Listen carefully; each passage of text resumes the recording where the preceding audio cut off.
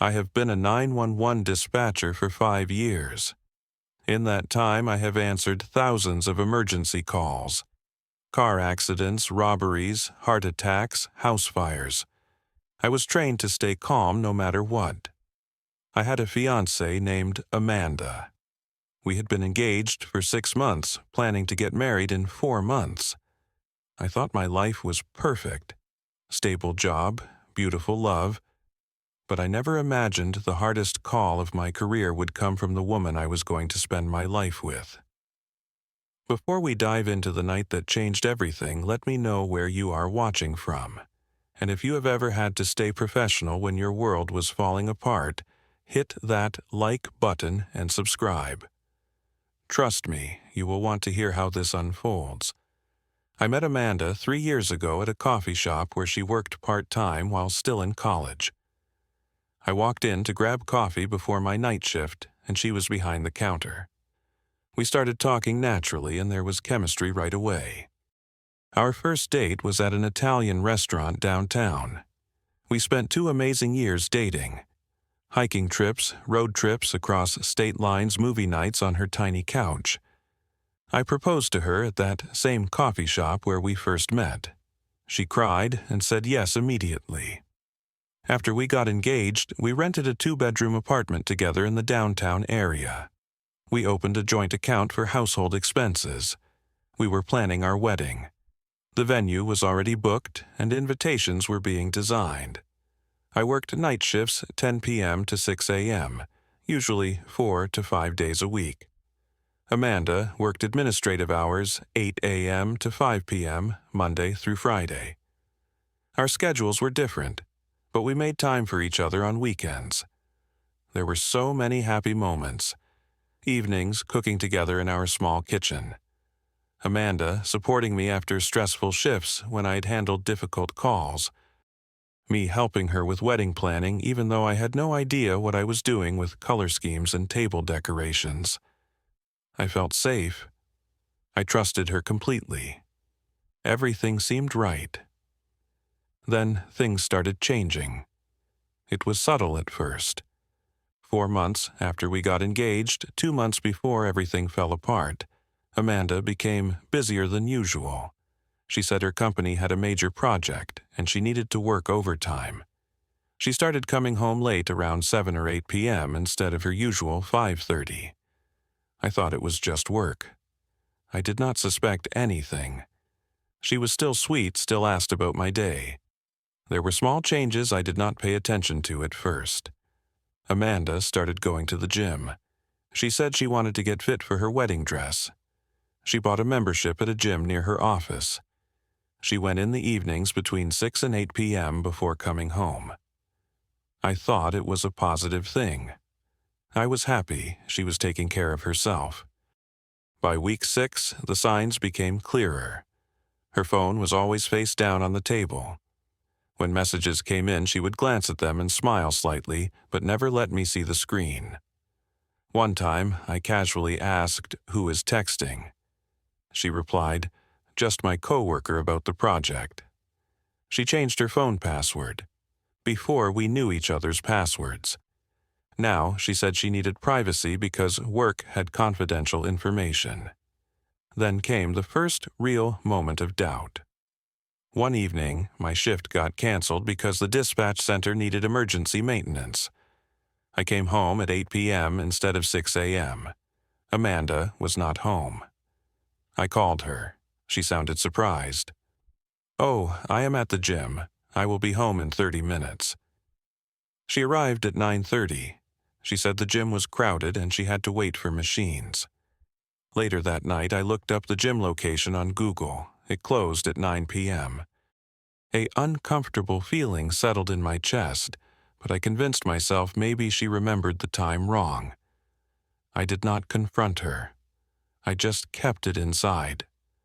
Life continued on the surface, but I was no longer at ease. I started telling myself not to overthink. Maybe I was being paranoid. Maybe the stress of wedding planning was getting to me. But deep down, something felt wrong. By week 8, Amanda was going to the gym 5 days a week. She paid more attention to her appearance. She wore makeup, more carefully bought new clothes. She said she needed to invest in herself for the wedding photos. I supported her, but everything felt strange. Our intimacy changed too. She was tired and exhausted frequently. She said the gym workouts were draining. There was less physical affection between us. When I wanted to talk about wedding plans, she seemed distracted going through the motions without real enthusiasm. I started noticing specific details. One afternoon, I hugged her when she got home and smelled a strange cologne on her jacket. It was definitely a masculine scent, nothing like anything I wore. When I asked about it, she said she walked through a department store and an employee sprayed perfume samples. I wanted to believe her, but it did not sit right. Then I found a receipt from a restaurant I had never been to. 2 steaks, 2 glasses of wine. When I asked, she said she went with coworkers, but it looked more like a date than a group dinner. One Thursday night changed everything. I had an unexpected day off because I switched shifts with a coworker. I decided to surprise Amanda. I came home at 11 p.m. She was not there. I called her. "Hey, babe, where are you?" She sounded startled. "Oh, I am at Sarah's place. We are planning her baby shower." I replied, "That is nice. When will you be home?" She hesitated. "Probably midnight. Do not wait up." I said, "Okay, love you." She answered, "Love you too," but her voice had a guilty edge. Something made me check. I remembered Sarah Amanda's friend had a public Instagram account. I looked at her story. Sarah was at home with her husband watching a show on Netflix. Amanda was not there. My heart pounded hard in my chest. I decided to wait. Amanda came home at 1:30 a.m. She said Sarah's car broke down and she had to call a rideshare service, but her clothes were wrinkled, her makeup was smudged. I pretended to believe her. Inside, I already knew. Over the following days, I started paying closer attention to patterns. When did Amanda go to the gym? When did she work overtime? When did she meet friends? A pattern emerged. Tuesday nights, Thursday nights, Friday nights.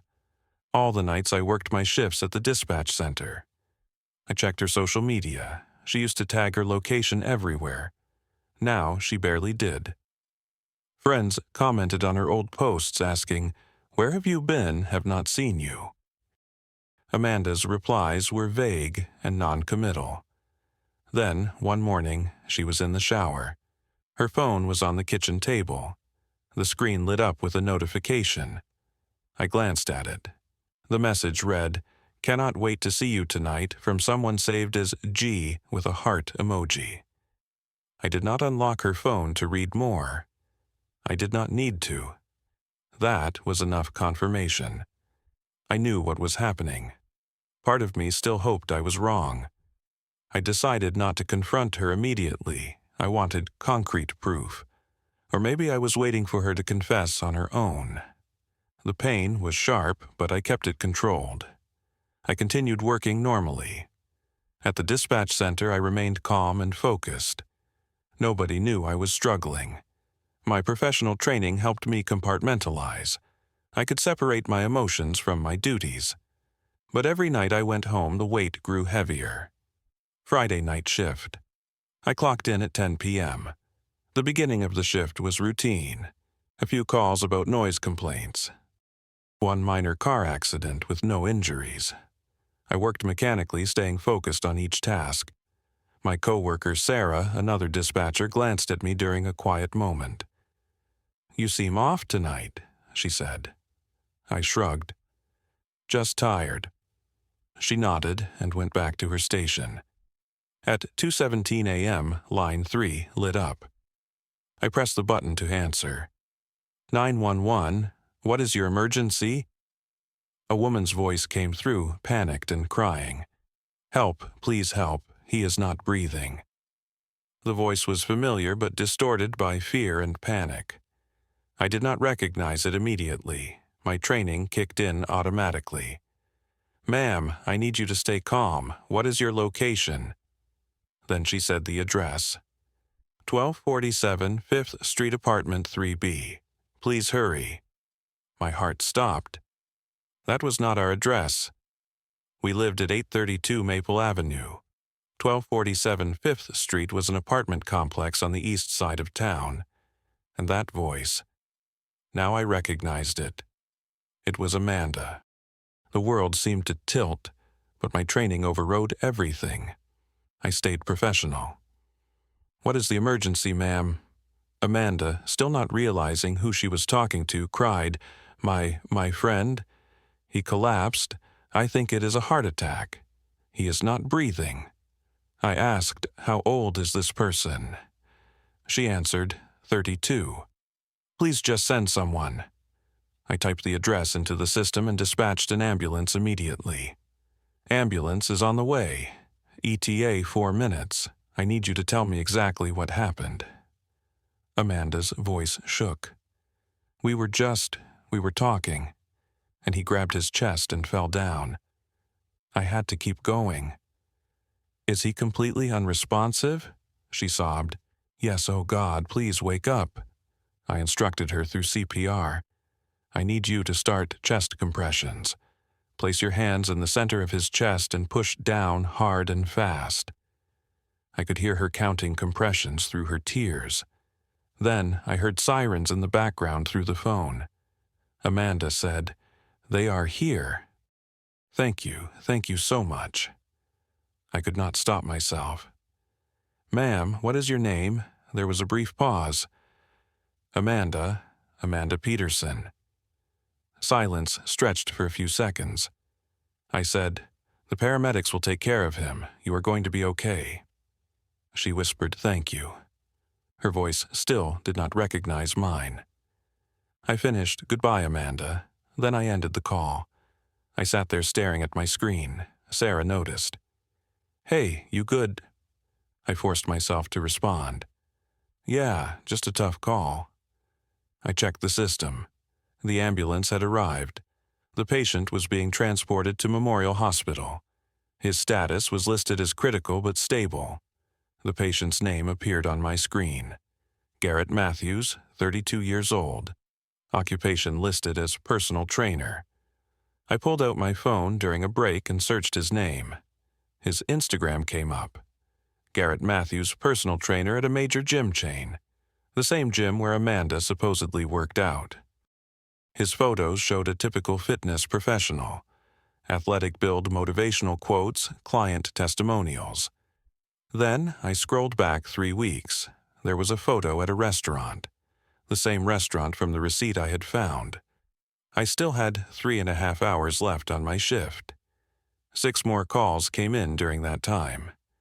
I handled every single one perfectly. My coworkers had no idea what had just happened. Inside, I felt numb. Pain, anger, but also a strange clarity. Everything made sense now. At 4 a.m., I sent Amanda a text message. "Hope you are sleeping well." I knew she was at the hospital. She replied at 4:15. "I am, baby. You okay?" I typed back, "Perfect. See you in the morning." By then, I had already decided what I was going to do. My shift ended at 6 a.m. I drove home. Amanda was already there asleep in our bedroom. Or pretending to sleep. I walked into the bathroom. Her clothes from the night before were in the laundry basket. I picked up her jacket. There was a faint smell of hospital disinfectant. Final confirmation. At 9 a.m., Amanda woke up. She acted completely normal. "Morning, honey. How was work?" I answered calmly. "Busy night, lots of calls." She nodded. "That sounds tough. I am making coffee. You want some?" I watched her perform this act of normalcy. Her phone buzzed repeatedly on the counter. She checked it, and a worried expression flashed across her face for just a second. I asked, "Everything okay?" She looked up quickly. "Yeah, just a friend is in the hospital. I might visit later." I raised my eyebrows. "Oh no, what happened?" She replied, "Heart issue. It was very sudden." I said, "That is terrible. You should go see them." She looked relieved. "You do not mind?" I shook my head. "Of course not. That is what friends are for." Amanda left the apartment at 2 p.m. to visit Garrett at the hospital. As soon as she was gone, I began executing my plan. First, I logged into our joint bank account. I transferred my portion of the money into my personal account. I left her share untouched. I took screenshots of every transaction as documentation. That took 30 minutes.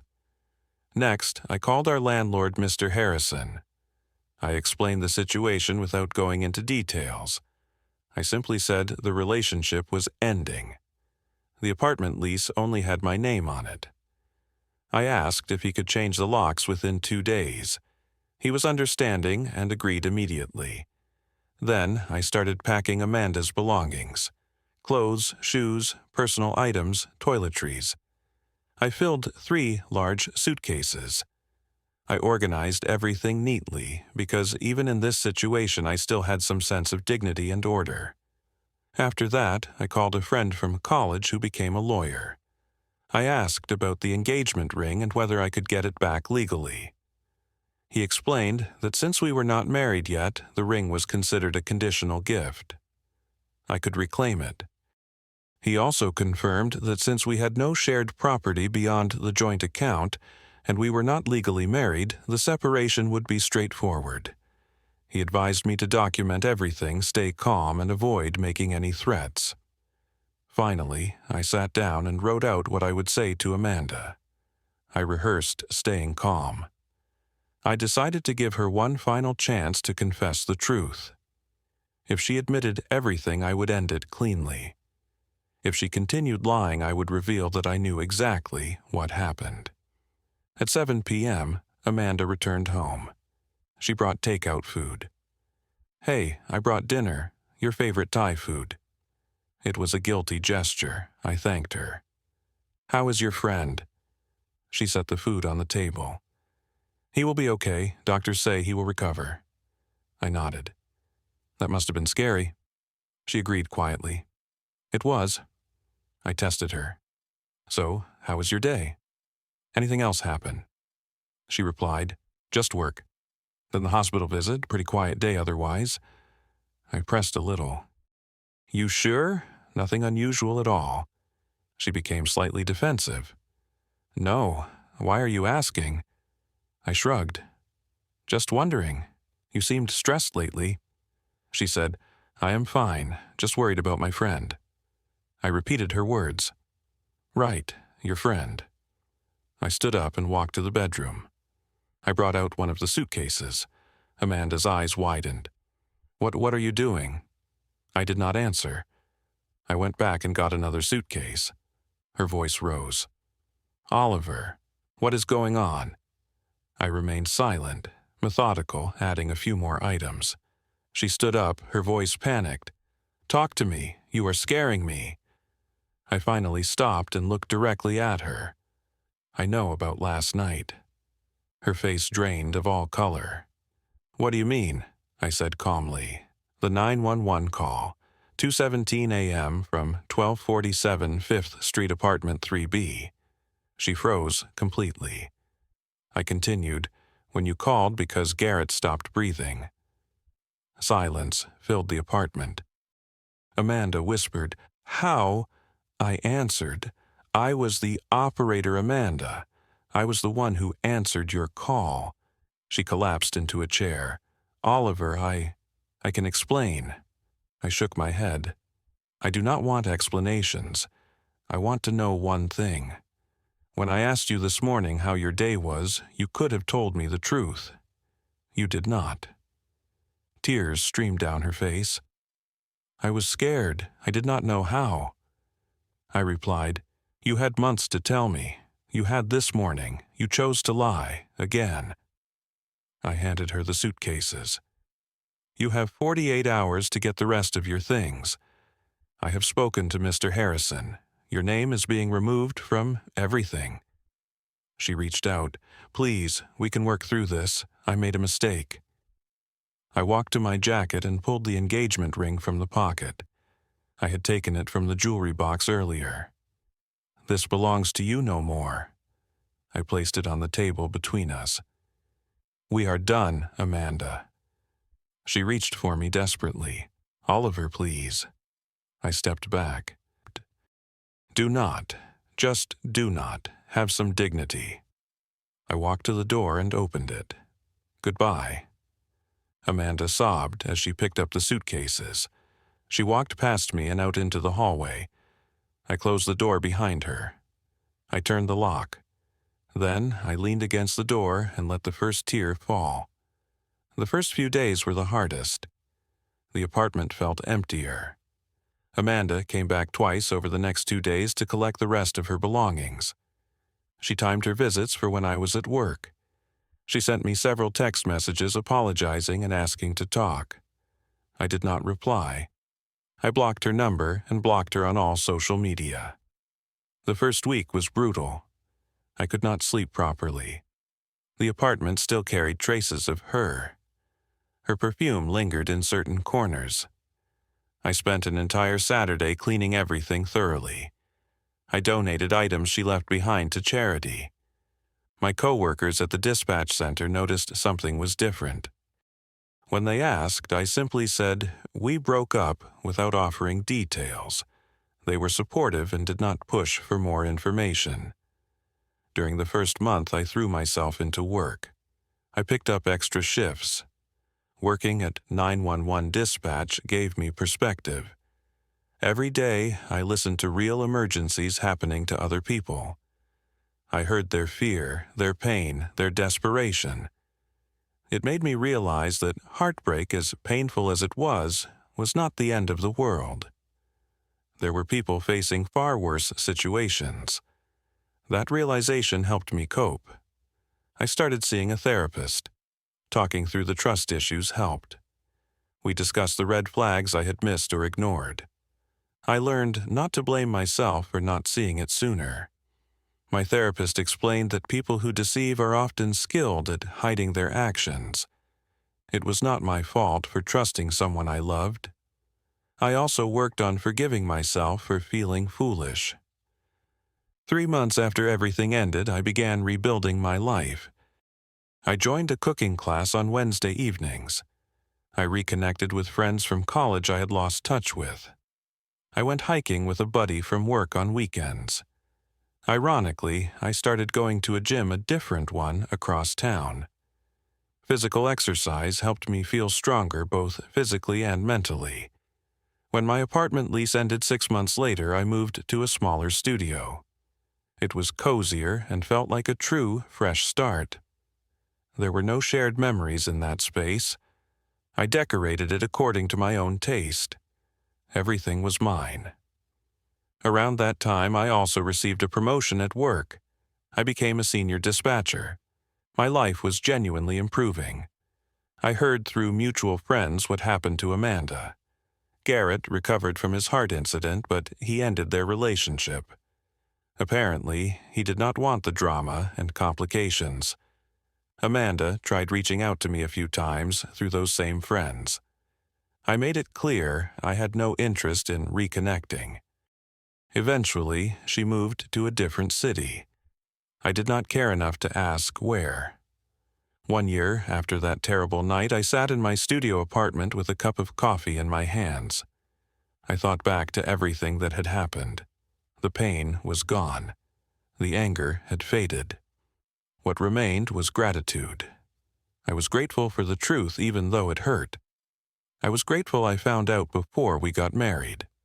I was grateful for my own strength in handling it with dignity. Working at 911 taught me that emergencies come in many forms.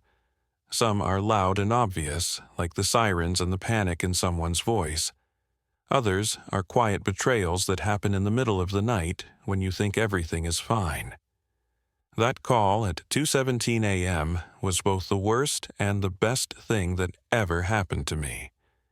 It was the worst because it shattered everything I believed about my relationship. It was the best because it freed me from a life built on lies. Sometimes the hardest calls we take are not the ones at work. They are the decisions we make about our own lives, about when to walk away, about choosing self-respect over false comfort. And looking back now, I know I made the right call. I always do. Have you ever had to make a difficult decision that hurt in the moment, but saved you in the long run? Drop your thoughts in the comments below. If this story resonated with you, please hit that like button, subscribe to the channel, and share this with someone who might need to hear it. Thank you for listening to my story. I hope it reminds you that you deserve honesty, respect, and real love.